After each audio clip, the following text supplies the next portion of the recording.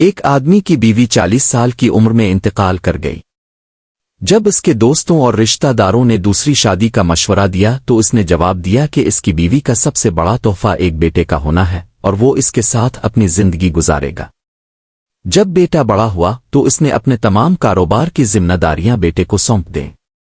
وہ اکثر اپنے دفتر میں دوست کے دفتر میں وقت گزارنے لگا۔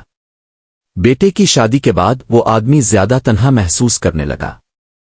اس نے اپنے گھر کا مکمل کنٹرول اپنی بہو کے حوالے کر دیا۔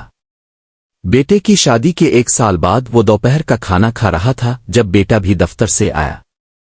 ہاتھ دھو کر کھانے کے لیے تیار ہو رہا تھا۔ بیٹے نے سنا کہ والد نے کھانے کے بعد دہی مانگی تو بیوی نے جواب دیا کہ آج گھر میں دہی نہیں ہے۔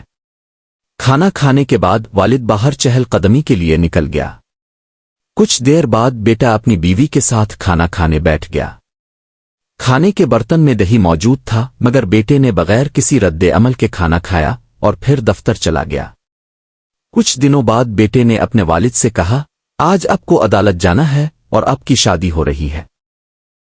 والد نے حیرت سے اپنے بیٹے کی طرف دیکھا اور کہا، بیٹا، مجھے اب شادی کی ضرورت نہیں اور میں تم سے اتنی محبت کرتا ہوں اور اب تمہیں بھی ماں کی ضرورت نہیں تو پھر میری دوبارہ شادی کیوں؟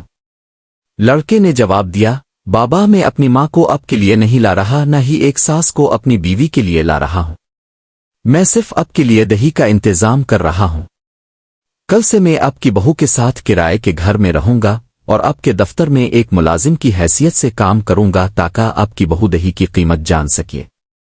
یہ کہانی ہمیں یہ سبق دیتی ہے کہ والدین ہمارے لیے ATM کارڈز ہو سکتے ہیں لیکن وہ ہماری مرضی پر نہیں بلکہ ہم ان کی مرضی پر چلتے ہیں۔